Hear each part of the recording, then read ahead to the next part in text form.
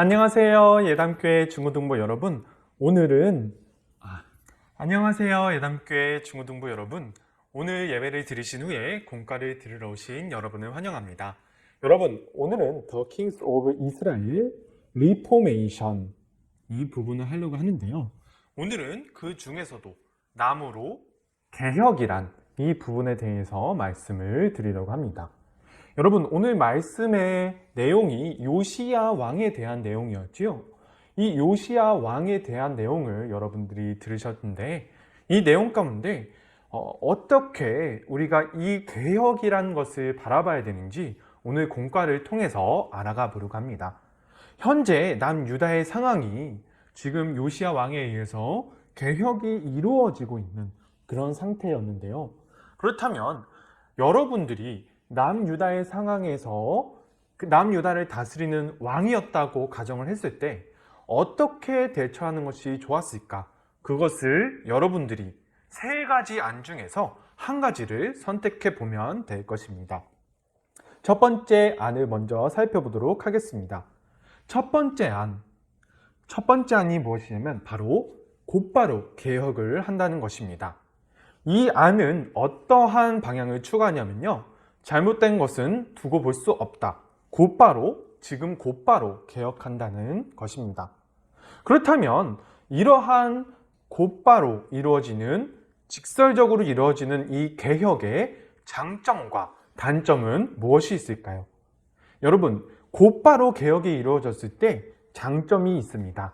그 장점이 무엇이냐면 바로 이 개혁이 성공한다면 많은 사람들을 바른 길로 이끌 수 있다는 것입니다. 그렇다면 이 개혁이 가지고 있는 단점이 무엇일까요? 바로 많은 사람들의 반대에 부딪힐 수 있다는 것입니다. 여러분, 여기까지 첫 번째 방법, 직설적으로 곧바로 개혁을 밀어붙인다. 이 첫 번째 방식의 장점과 단점을 우리가 보았습니다. 그렇다면 두 번째 방식은 무엇일까요? 두 번째 방식은 바로 이것입니다. 개혁이라고 꼭 좋은 것은 아니다. 그냥 지금 이 상태로 그대로 간다.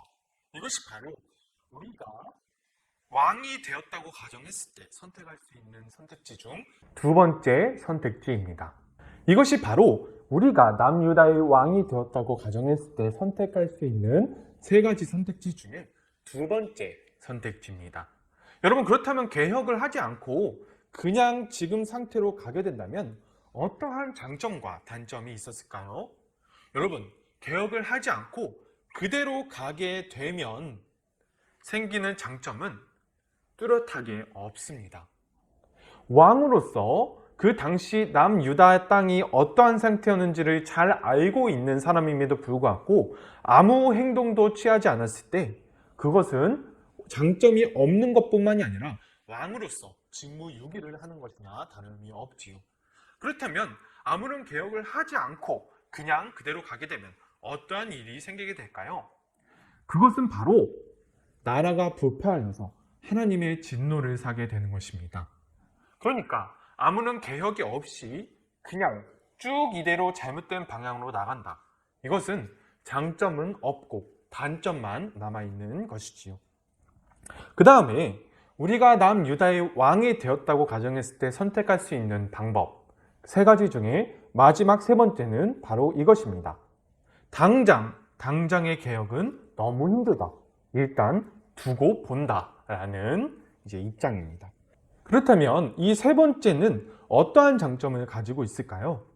이 세 번째 방법의 장점은 바로 점진적인 개혁이 가능하다는 것입니다. 주변 사람들과 합의를 통하여서 잘못된 것을 조금씩 올바른 방향으로 바꿔나갈 수 있다는 것이 이 세 번째 방법의 장점입니다. 그리고 첫 번째 방법, 직접적인 개혁과 비교할 때 이제 주변과 합의를 통해서 이루어지는 개혁이기 때문에 충돌하는 횟수가 줄어든다는 것이 이 세 번째 방법의 장점이라고 할 수 있습니다. 그렇다면 이 세 번째 방법의 단점은 무엇일까요? 그것은 바로 개혁의 시점을 잡기가 쉽지 않다는 것입니다. 뚜렷한 목표가 있을지라도 뚜렷하게 어느 시점에서 개혁을 이루어야 되는지 그것을 결정하기 쉽지 않다는 것이고요. 그리고 중간에 잘못된 것과 태연하기가 되기 때문에 결국에는 실질적인 개혁의 기준을 풀 수 있다는 그러한 단점이 존재하는 것입니다. 여러분, 이렇게 개혁에 관하여 세 가지 안을 우리가 바라보았는데요. 여러분들이라면 어떤 안을 선택했을지 우리가 결정해 보도록 합시다. 그러면 여러분, 이것을 넘어서서 어떠한 개혁이 어떠한 관점을 가지고 어떠한 기초를 가지고 이루어져야 하는지 오늘 요시야를 통해서 알아가 보도록 하겠습니다. 열왕기하 2장 1절에서 3절까지의 말씀을 보면 요시야 왕이 낡아 있는 성전을 고치게 하지요.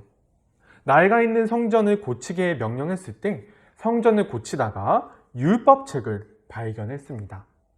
요시야 왕은 그 전까지 이 율법책의 내용을 듣지 못했던 것 같아요.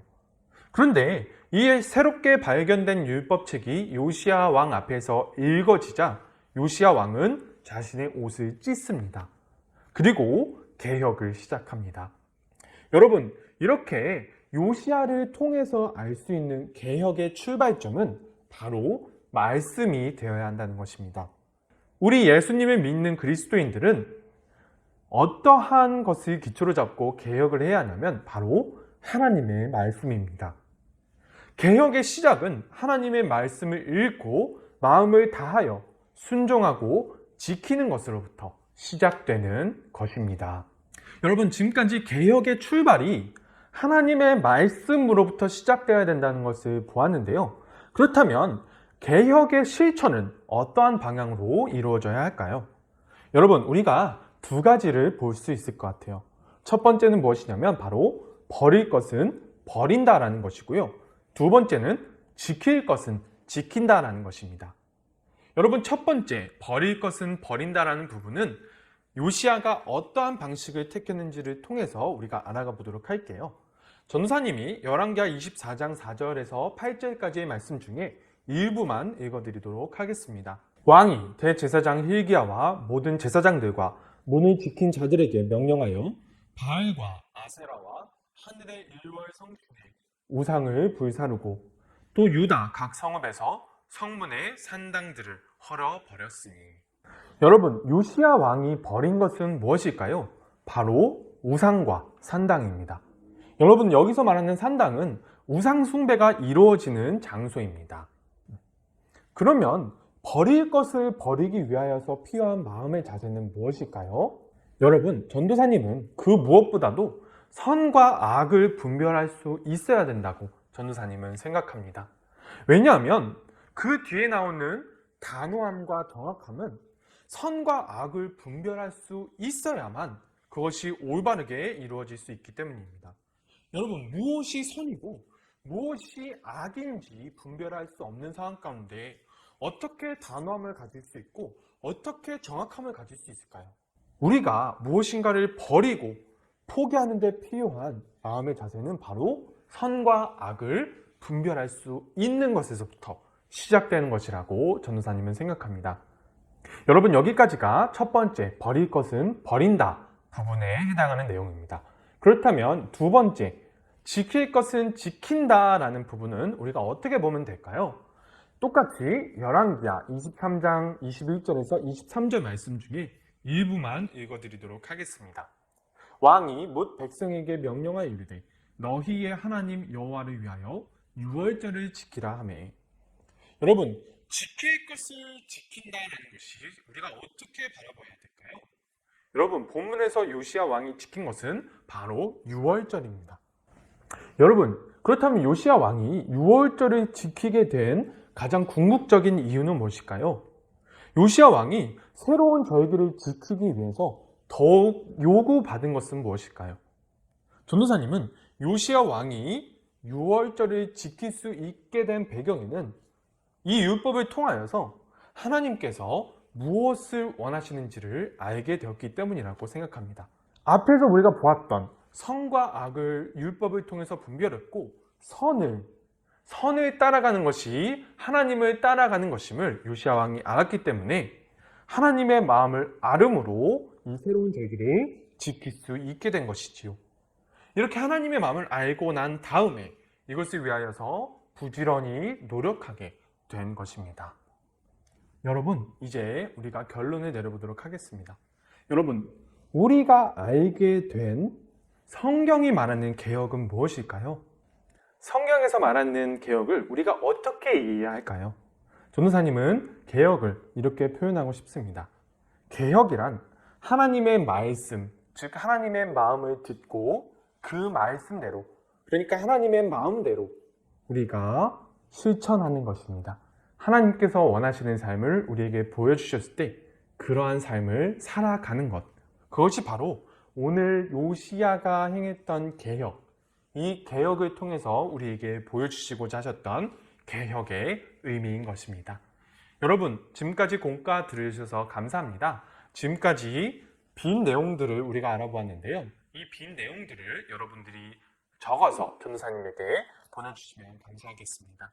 여러분, 지금까지 공과 들어주셔서 너무 감사하고요. 다음 주에 만나요.